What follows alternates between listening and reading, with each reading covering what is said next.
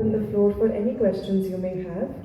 We will first address the questions for the physical attendees and then move on to the virtual ones. Request you to please share your name and organization before asking your question. Good afternoon, sir. This is Nitin Negandhi from Money Times. Money Times. Congratulations for your excellent performance. Sir, my question is why transactions with your paying capital will not form as related party? See, you paid huge amounts in 1 year, like 12 crores, 60 crores, plus 17 crores. Now, can you please explain these transactions and are these non-recurring and at arm's length? And why not forming part of related party? I'll answer this. Can you hear me? Yeah. So, auditors have performed extensive analysis of related party possibilities here. The entity which provides services to us in India is a separate entity than the investment arm, and the owners are different at the end level. The LP which invests the money, that is a separate entity, and this is a separate entity. So, those are classified as non-related entities. Are these non-recurring? These are non-recurring in nature. This is one-time expense basically. So once the IPO is done, they will not be sort of paid anything after that. Normally, when a PE investor comes, in 1 year he doubles his profit, and still he takes away money. Like who is going to pay these professional fees and 17 crores interest? Is it the new shareholders or the old shareholders? No, so this will be done before the transaction, before the IPO happens. So old shareholders. Yeah, the balance sheet which will come to you will be clean. Basically, it will not have any related party transactions on it.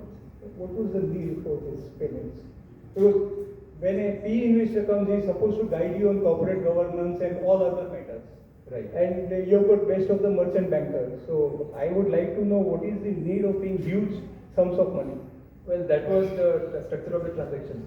The transaction would not have happened basically when the thing was done. Maybe Mr. Dhoot can add. Also we need to understand that they have not just come in as a P investment. They have been a part of the whole growth process. So when you look at it, they have people who have been working day in day out on an M&A funnel for us, which they don't charge us separately.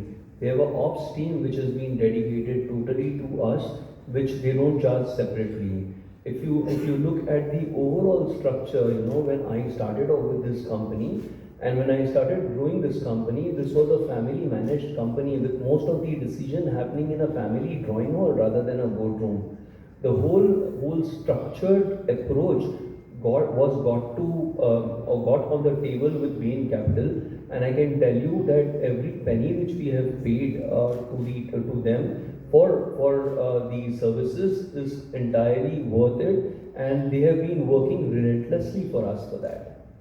In addition to what Mr. Dhoot said, they have strengthened the board, they have strengthened the corporate governance side, they have onboarded Big Four audit firm, they have started regular MI systems basically, which we are reviewing together basically in the thing.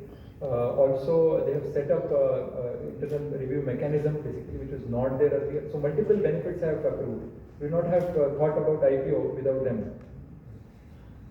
Good afternoon, sir. I am Mehul Dani from Fintech News. There is and one more thing I would like to mention it over here, sir, is that when we see that they came and they are doubling the profits. Actually, it's not the right thing. When they came, we were half the revenue, half the margins. We've gone 2x the revenue and 2x the margins. So it's a growth strategy which the company has adopted to with them on the board. So it's a very well thought process. Thank you. Okay, sir. Good afternoon. I am Mehul Dani from Fintech News. Your company faces customer concentration risk. You are heavily dependent on 2 and 3 wheelers. Plus, you are also prone to suffer raw material inflation prices. So please address these issues, and how do you deploy technologies in order to gain the cost efficiencies at all the levels in operations? I didn't get your third question. How do you deploy technologies in order to gain the cost efficiencies in your operations, benefiting all the stakeholders? Technology. Thank you. Well, the first thing what you asked was,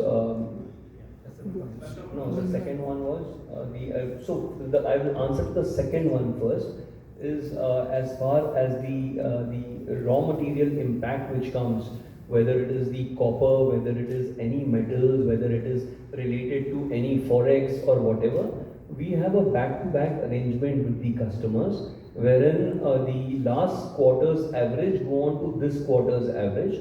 And in the kind of volume in our nature of business, it is a big practice in the industry that we can't be speculative. So all these things are already framed and the agreement is done with the customer. So that is not an issue at all for us. Second is the customer concentration risk.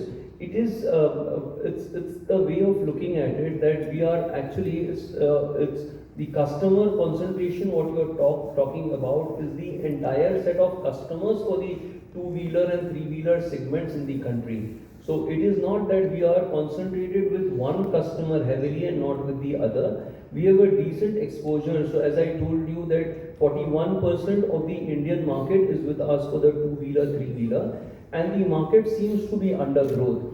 Other than this, as Nitinji showed during his presentation, there are a lot of new areas where we are venturing into. Like the passenger vehicle is one area, the ADAS is another area. So fortunately, being on the electrification side and also looking at the possibilities in and around that, I believe that there is enough headroom for growth in the time to come. In terms of technologies, wiring harnesses, I can tell you our main product which is there, which is almost 77% of our revenue today. We are as much automated as much as a company of wiring harness would be in Japan or Germany.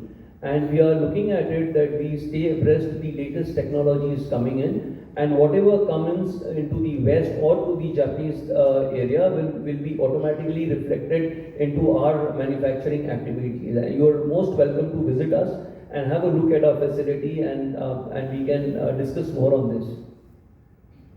Good afternoon.